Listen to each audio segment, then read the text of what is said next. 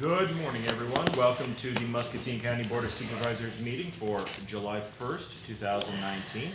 Call the meeting to order. Our first item of business is to review the agenda. Move to approve as presented. Second. Jeff has moved, Santos has seconded. All those in favor? Aye. The agenda is approved. Item number 3 is to receive comments from the public. Anyone from the public wish to address the board on a subject not already on our agenda? Seeing none, we'll move to item 4, discussion and possible action to approve claims dated July 1st, 2019 in the amount of $143,002.67. Move to approve. Second. Scott has moved, Jeff has seconded. All those in favor? Aye. Motion passes. Item number 5 is items with County Engineer Keith White. Good morning, Keith. Looks like 5A is discussion and possible action to approve contract bond and certificate of insurance for the grading on road to replace a structure on Iron City Avenue. Yeah, we have those contract documents here, so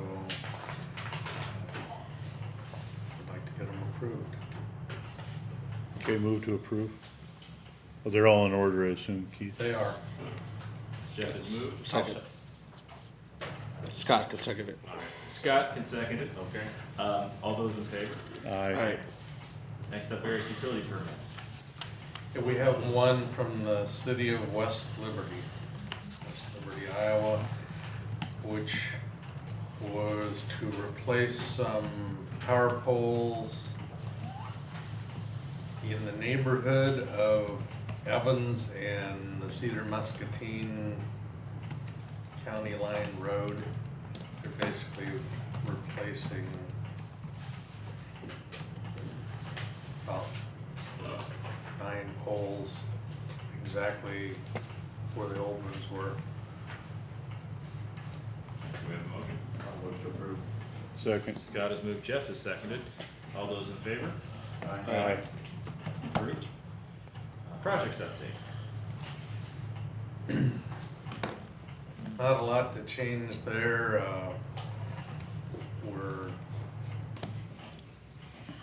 Weather is still delayed some of the work to start, but we're thinking the work will start up on Moscow to Wilton Blacktop this week.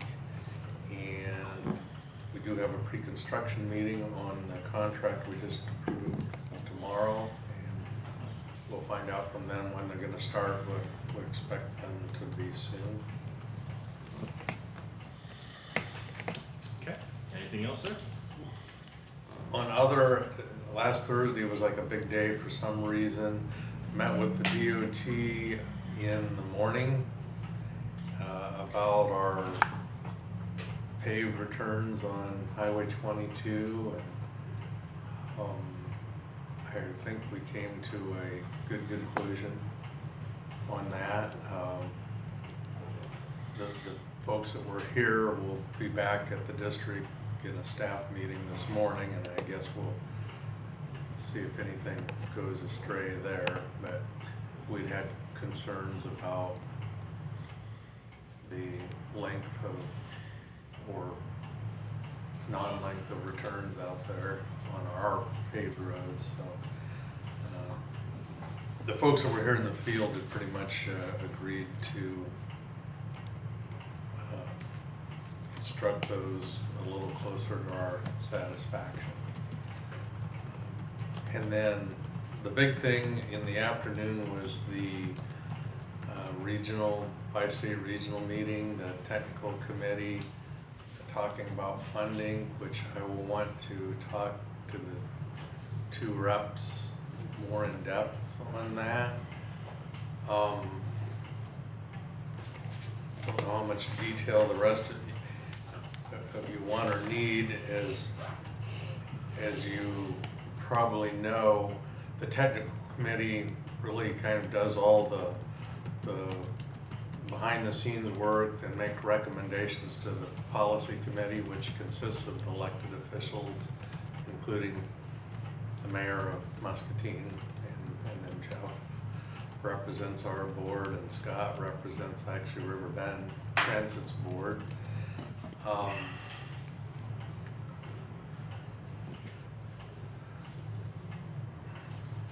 The meeting was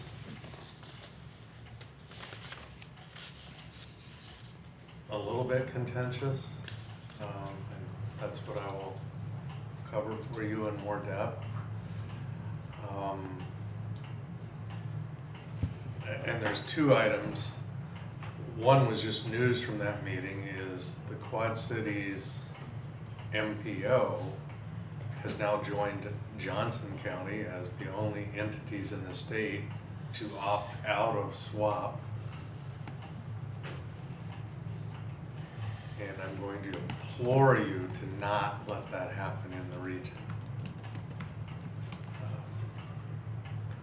I'll tell you straight up, we had some discussion on that in there, and not to put words in their mouth, but even the DOT agrees with me. I said I might have been able to be on the side of the non-swappers if they were telling facts or the truth, but they were just out and out falsehoods. But and don't take this as fact, but the Scott County representative was absolutely shocked because the Scott County board had voted to remain in SWAP, and yet their member on the MPO voted with the others to opt out. So they will not be swapping out federal dollars in the MPO. Who's a member? Not that voted that way? Yeah, this is for the other board members, and you hear, and we're hearing a lot of advertising on the radio and Yeah. people trying to put political pressure. And the planning committee, which I don't understand because we already voted on this and we already said we're joining SWAP. So I don't know how it would come back to an agenda item. That's the first question I would have, because in rules of order, if you've been voted down, you can't bring it back. But anyway, the SWAP, what we voted on doesn't bind the organization anyway. So if a particular entity, be Muscatine County, be the city of Muscatine, or anyone, would like to abide by those federal guidelines and run it through the federal process, they are perfectly capable to. It would just eliminate those folks that have the choice from other communities to not run it through the SWAP program. And from that perspective, I'm very much opposed to not allowing the SWAP, because I think it should be the political subdivision's choice how they operate their contracting. And again, the big issue for us, as we've spoken about, is the bureaucracy that's required to run any project through the federal process. The DOT doesn't care because they already have it built in because of the federal highway system that they manage and maintain. But we in the county, we don't have the resources. And you go into smaller counties and small communities, they don't have the resources to do it. So it's people talk about it and think it's all about wages. It has nothing to do with wages. It has everything to do with the process and the paperwork required by the entity to run the project through these processes. Just onerous amounts of paperwork that are required to do a simple project. Fair statement, Keith? Fair statement. But I went back and read the newspaper articles. It became very politicized that the Republican legislature put SWAP into place. You can read dozens of states that preceded Iowa in saying, let's take this load off the locals, the state will shoulder this load. It was identified as the Federal Department of Transportation as a best practice. Yes, that's so absolutely correct. So let's also recognize that. And the Quad Cities, you've already got a probably approaching $2 billion bridge project with federal requirements in Davis-Bacon, and the union absolutely 100% occupied and ran out. They don't even have enough people. The dollars will still get spent in the Quad Cities anyway, but again, it became a very politicized and union against the union, which just were falsehoods. What happened in the planning meeting, and I think it's important for the public to understand this, because they talk about wages. So in the Quad Cities, the complicator is Davis-Bacon, and for those who don't know, it's a national wage scale put out with an average by county and based on job classification. And Davis-Bacon, one, it's not the same in Illinois and Iowa. And so there was a lot of controversy because they wanted to use the Illinois Davis-Bacon wages that Iowa was letting the contract. And so they used the Iowa. And then find out that we don't even use Davis-Bacon in Iowa. There's a negotiated wage that they use. And I've long said, if you want to use if you want to use that wage ruling, then let's use Muscatine County Davis-Bacon wages because they're significantly different than Cook County in Illinois. But they don't want to do that. They want to negotiate. So it's all just kind of it's a scam as far as I'm concerned. Let the market decide, let our local labor rate decide, and be off and good with it. But it's less about the wage than it is about the other requirements that you have to go through, all the paperwork and audits and all those things that are nonsense, and they just add to the cost of doing projects, and that's why we can't get our roads fixed, because we don't have enough money, period. And Keith, from time to time, you've given us estimates as to what not swapping would cost, essentially. Do you have? You know, you're probably a minimum of 10% of a project. Yeah. And our projects tend to be smaller projects, and our overhead, you know, our administrative burden is very similar on a large project or a small project. We can do 10 small projects, you multiply it by quite a factor. So I will, for the main players, we recommended, there was 6.7 million, I'm using the roundest of numbers here, 6.7 million in STBG and TAP flex funds, which could be swapped. We had recommended, or we're sending forth to the policy committee, 2 million to the city of Muscatine. And between Scott and Muscatine counties, 4.7 million, 2.7 going to Scott, 2 to Muscatine County. And we've been ahead in the game, so this is a little bit of inching back towards center. But you recall the entities often took turns. So somebody's always gonna be out of whack, and, you know, the turns level out. You know, $30 million later, I mean, we're still pretty balanced out there. Should note too that lots of the entities, including the one next to us with Johnson, Lynn, Cedar, Washington, they all sub-allocate, so they just know, here, this is your piece of the pie, and they don't do all this dancing that we do. I guess we continue to hope that it gets back to the way it was 30 years ago, where we didn't do all this dancing.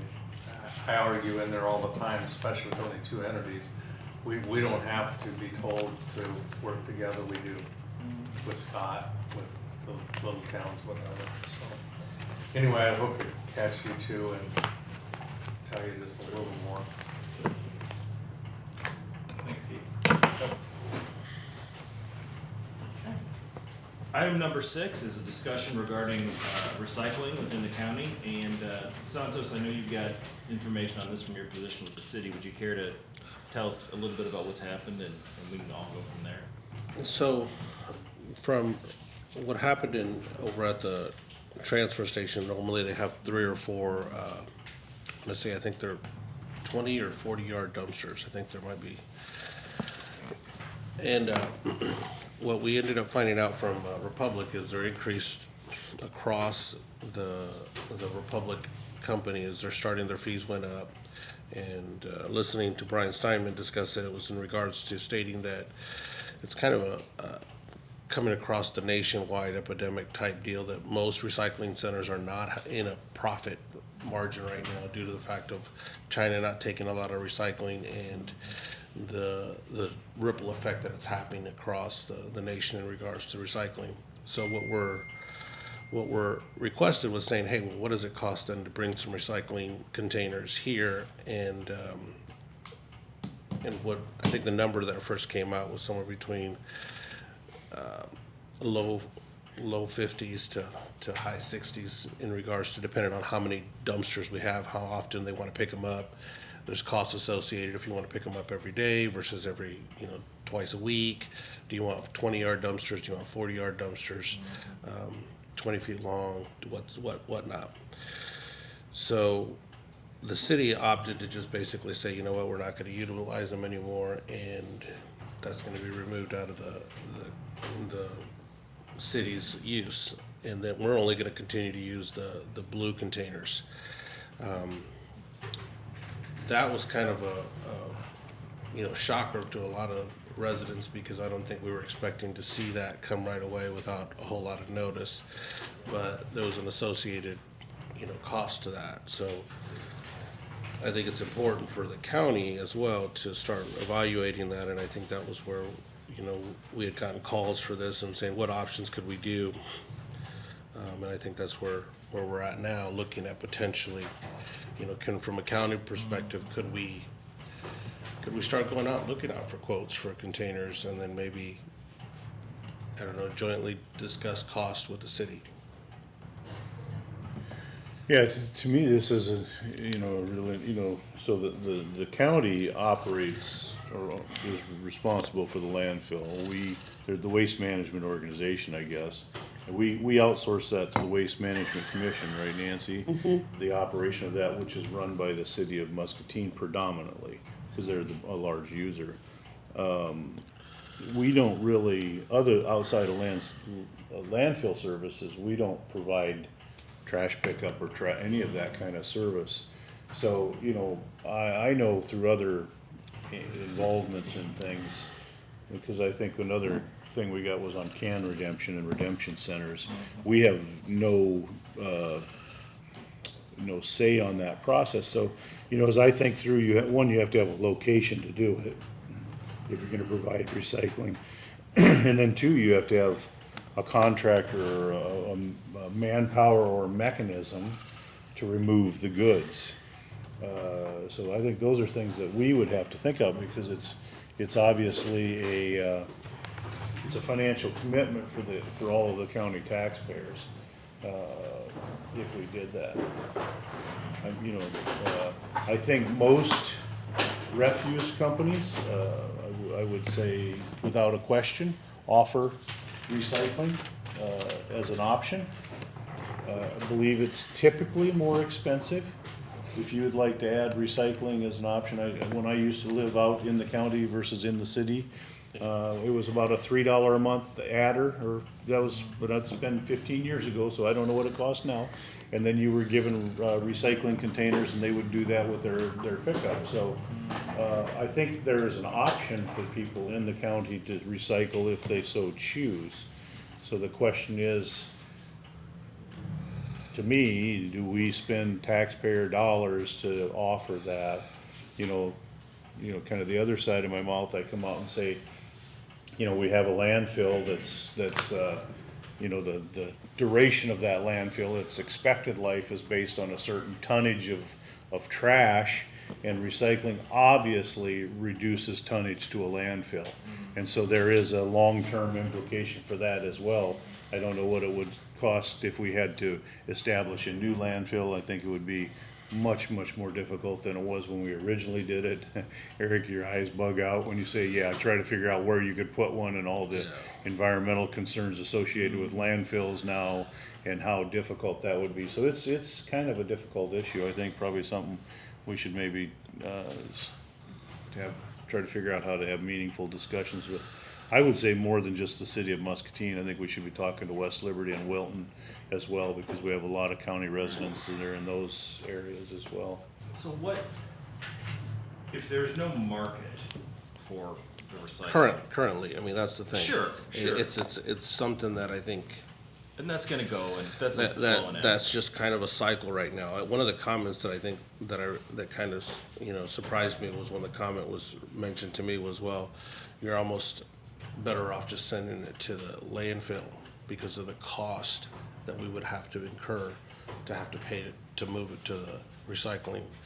And that surprised me.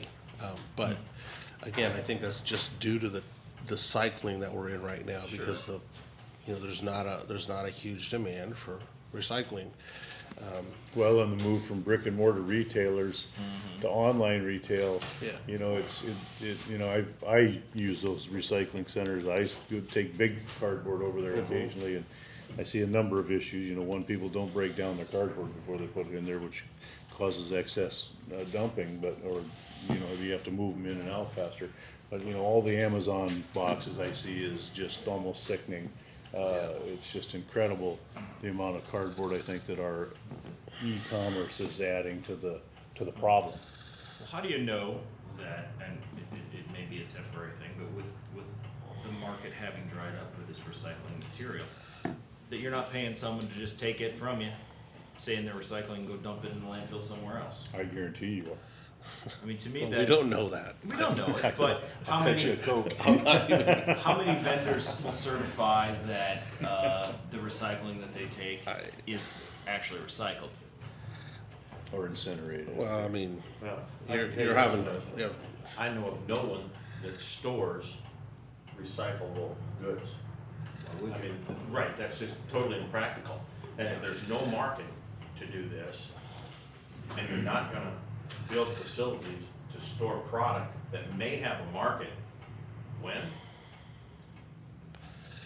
I don't see all the options. In my mind, I think all the residents have the ability to, if they choose to recycle their goods and so on, they can contact a vendor, get their recycle bin set up, and go at it in that fashion. I see it throughout the county, I see it throughout the city and so on, and that makes the most sense to me, as opposed to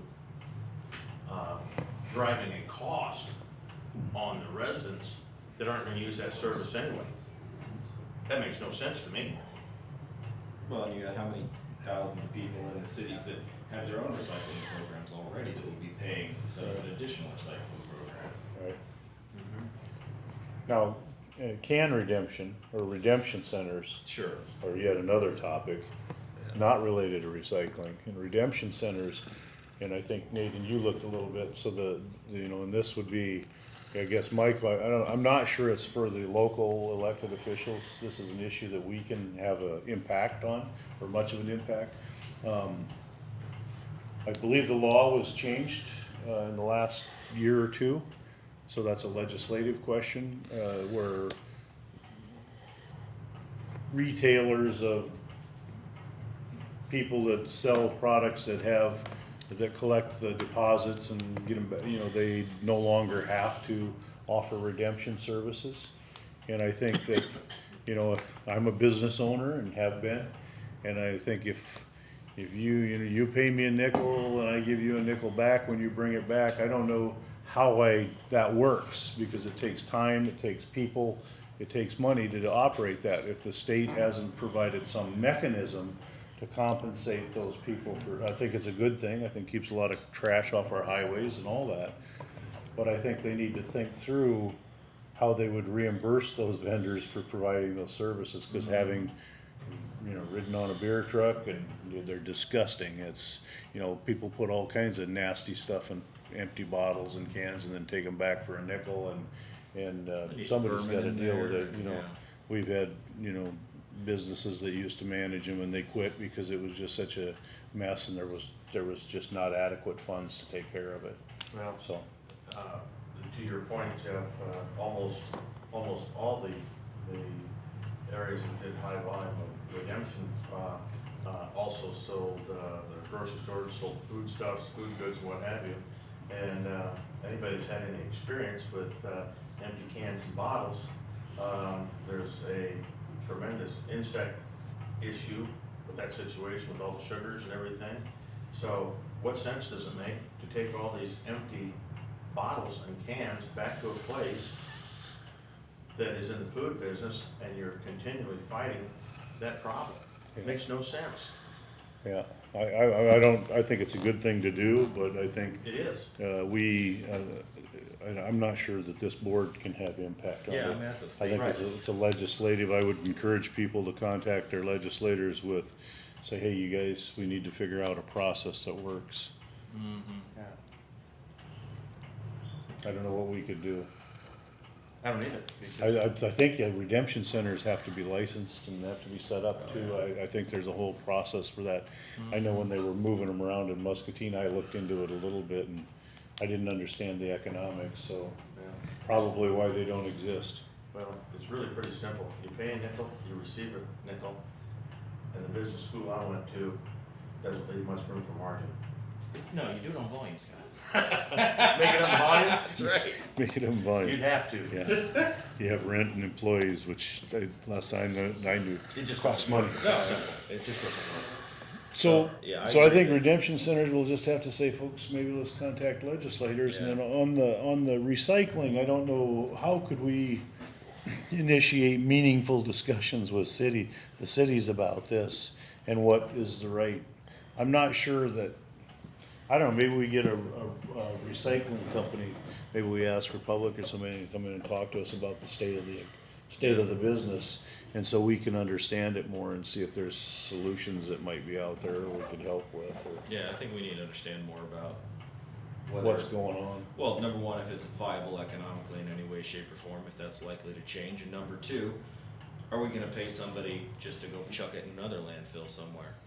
Which I think would be the height of, I mean, it saves our landfill, but it fills up somebody else's, so, yeah, I don't. Yeah, my concern about the recycling, I know people have choices and can make those choices, but I wanna understand the potential impact on our landfills. That's where I'm concerned. Do we I don't- ever have any discussions with like Davenport or the Quad Cities? I mean, I know Davenport has a recycling center too. Do we Yeah. have any contacts with them? Maybe Eric or somebody or, They're not involved with the solid waste. okay. No, I think Muscatine County pretty much has just, let the city do that, and I don't know, maybe we talk to the solid waste manager at the city of Muscatine, maybe ask him to come talk to us a little bit about kind of the state of where it is and what his thoughts are. I don't know, they have a fairly new gentleman there, Yep, right? yeah, Scott, yeah. Are you on the, I'm on the Solid solid Waste waste too, yeah, I'm on the solid waste commission. I mean, I think, the residents are asking, it's probably something we should Yeah. investigate to see what options are there, and maybe he could help us with here, I don't know who all I wouldn't even know who all the refuse collectors that operate in the county. Do we have a list of those, Eric, or is that something we We could easily get that. do we regulate that in any manner, or manage that at all? It's, Well, our nuisance ordinance addresses, pickup of garbage and refuse. There's probably I think there's some licensing that, Yeah. I mean, this is the thing, if they can't get rid of it, chances are they're gonna burn it. right, They're probably gonna burn it, which is also not probably a environmentally great thing for our community as well either, so. I think it'd be viable to at least get some sources, I mean, I think there's Republic, I think there's MWI, there's a couple other groups out there that we can at least reach out to and say, hey, what would be some of those costs? And then we can look at those numbers and then maybe share those with. well, I think it's a good idea to reach out to Scott County, cause I've been to their facility, it's been a number of years ago they were up off 53rd, they had a sorting center or something there. But I don't know what they do around cardboard, I think they have They look like they put them in big piles as far Yeah. as, and they collapse them from looking at Yeah. these pictures. And, and they have a pretty big outreach group, I don't know if my contacts there are still any good or not, do you have any contacts there, Eric, do you know? not directly, but I think you're right. I think the comparative thing you need to look at is, in the beginning, recycling, I think the motive was for extending the life of the landfills, not necessarily an economic revenue generator. And so how do we look at the net cost if you have to Sure.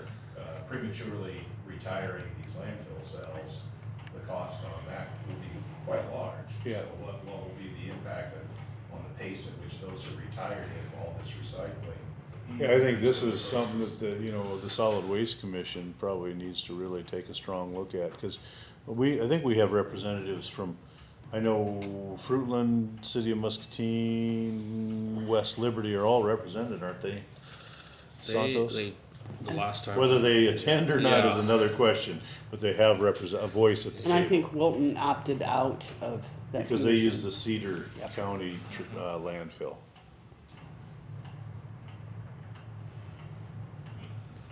Maybe at your next meeting, Santos, at the Solid Waste Commission, could you talk to them Yep, about yeah, that? we can definitely. Bring follow that up, and I think we have to find a path forward, or, because I do think it's not all about revenue, it is cost deference as well.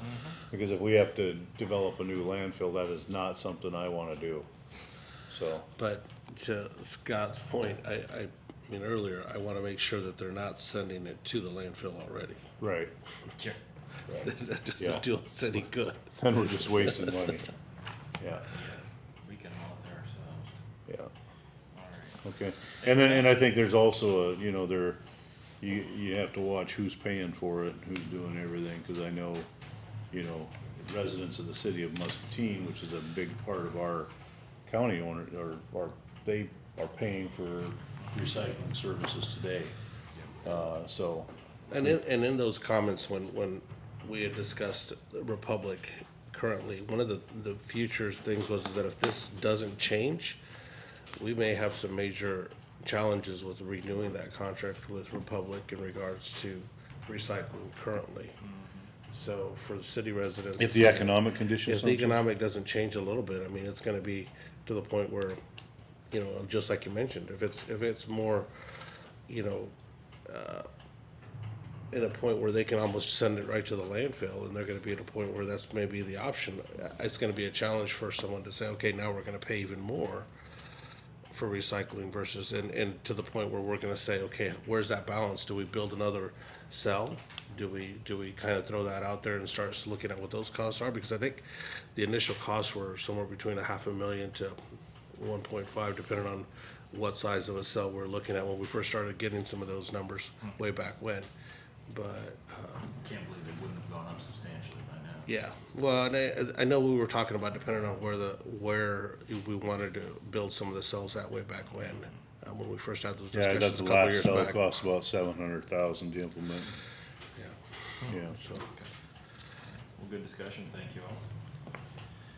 Next up on our agenda is item number 7, discussion and possible action to approve the minutes for the June 24th, 2019 regular meeting. So moved.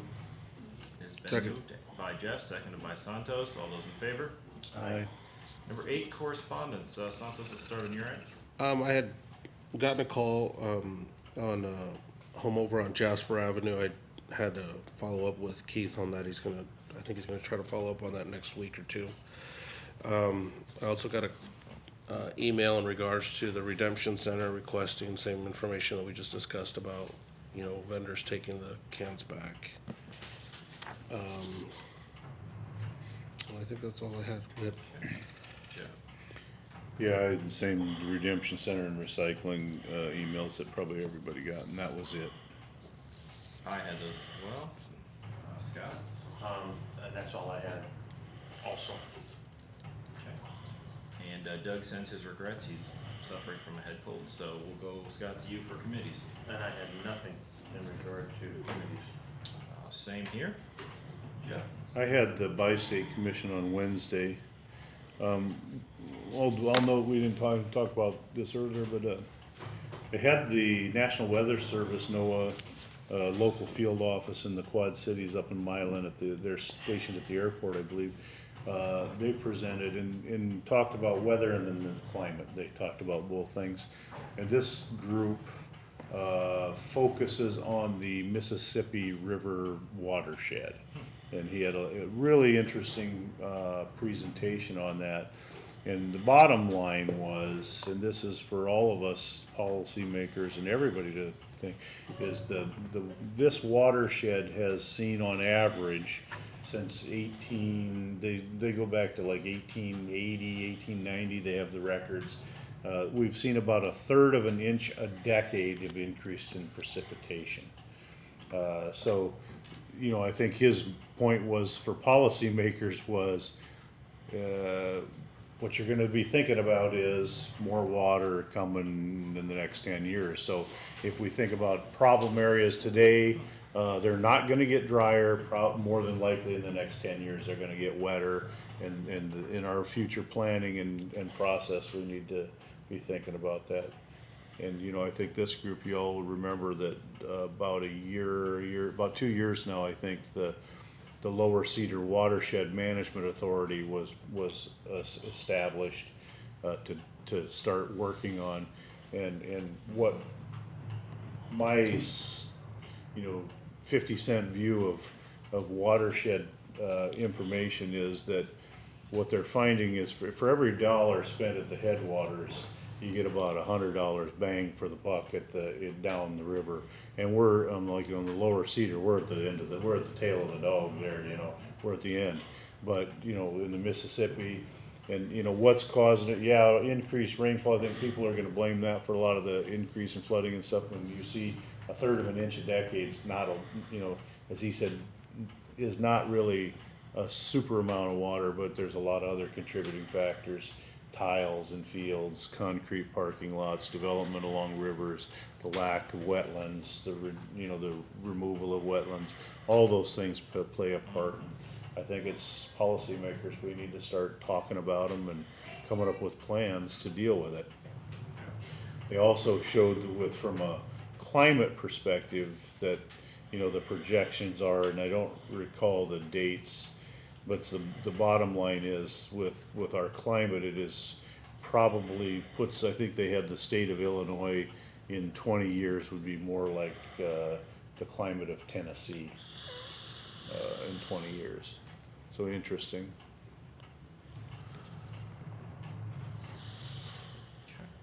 Unless they're wrong, then it'll go the other way. That's the problem with predictions, right? You get a shot, you get a percentage.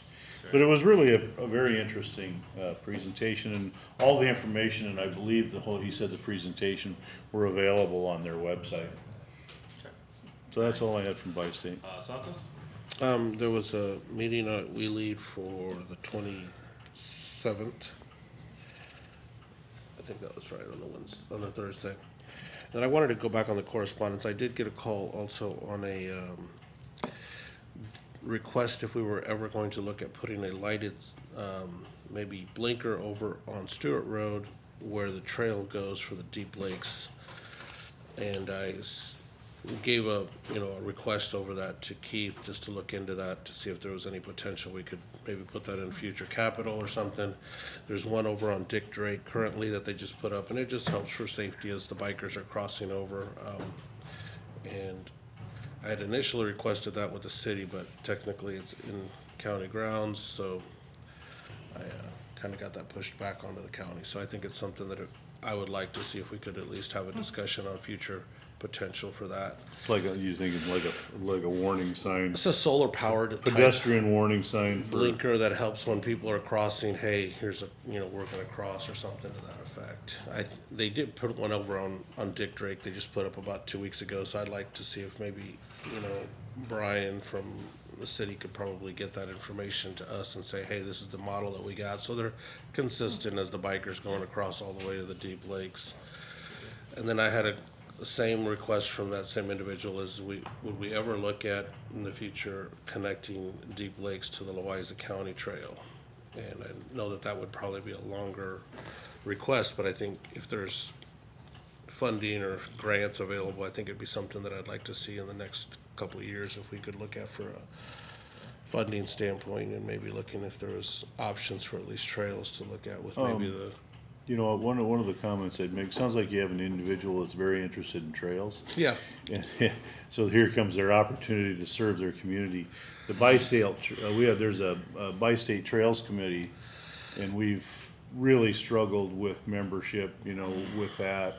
And, I think Charlie Harper used to do it for us a while.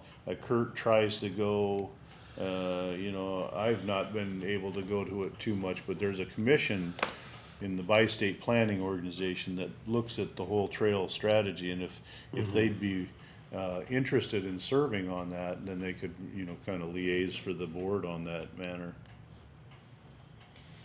Good Okay. idea. Great. All right, get that from me later. Okay, thank you. That's all I had. All right, item number 10 is receive information from county employees. I'm just, update board, I think I told you we were gonna go out and look at that, structure on Sweetland Road, we did do that. Evaluated, it has been posted, there's some significant structural issues with it. Ryan and I will be meeting with Homeland Security, Iowa Homeland Security and Emergency Management, hopefully FEMA reps today to kind of, get their views on what, if any, programs, and also kind of take another look at the structures along the river that have been damaged. Keith did go with me, correct me if I'm wrong, we don't think that there's anything barring any major seismic activity, if there's any immediate threat to Sweetland Road at this time. There's some interesting phenomena of that site for sure around that house, but they kind of mentioned that the road might be threatened, and I don't think there's an immediate concern at this point based on the topography, so. So, did you have any speculation to what's going on out there when you looked at it? The hill is sliding. Is it soils? And there's different types of soils and they're shifting, is that what we're seeing? It's been going on for a long time, and then this year it's been exacerbated, I think, by the rainfalls and just kind of culminated in. So how do we, you know, I mean, that's really the top of the draw, right? And we all know that when things slide, they slide down. And there are other structures down along in that ravine, if I'm not mistaken, correct? Do we see risk or for further slide or major slide potential in that area? I think anytime you build on the, near the edge of the top of a ravine, there's going to be that risk over time as that ravine carves out over the years with water and the sides become steeper. Only so much slope will be sustained, and then eventually forces are going to act on where it has to restabilize, and the potential is there. We've not been made aware of any other houses there on this issue right now. What about down in the draw, all the way down to the riverfront? Are there structures? I mean, do we have a risk of a mudslide in that area? I wouldn't wanna say never, but, it's not, typical conditions like you see in the mountains where mudslide, it's not like that. But there's potential, and this isn't unique, there's areas like this in different places in Muscatine County. Is that something that the FEMA or Homeland reps would be capable of looking at, or give us some kind of a? That's one of the things we're gonna talk about and ask, I think. With hazard mitigation planning, our current plan, I don't believe that we prioritize landslides and shifting soils as a reoccurring issue, that we address from a mitigation standpoint. We talk about flooding, our hazard mitigation plan would need to recognize that as kind of a common hazard, if we were gonna go after funding from a countywide standpoint, trying to mitigate these. I just recall the pictures of that major slide in California. And when I looked at it, one of the things that shocked me is that didn't appear to be that steep of an elevation. And there was elevation change clearly, but it just appeared to be almost like a wide flat area almost that just slacked off and caused a lot of devastating damage. And I just don't know if we are, I mean, I look at the topography, I'm not a geologist, but I look at the topography around here and the abruptness of some of these ridges. And I just don't wonder if there aren't cataclysmic slides like this that have happened over time and then they settle out to the draws. Because, I mean, like you just look at even the island down there in the ridge line along Burlington Road, I mean, that probably shifted in big swoops, I would think. I mean, it just doesn't look like it was a slow, long-term erosion to me. I just am concerned about that if we have properties down there that we should be looking at, and maybe that's something somebody could help us with is what's the, where would they put the level of risk? Because we're seeing some symptoms that maybe we should pay attention to. Okay. That could be a huge can of worms.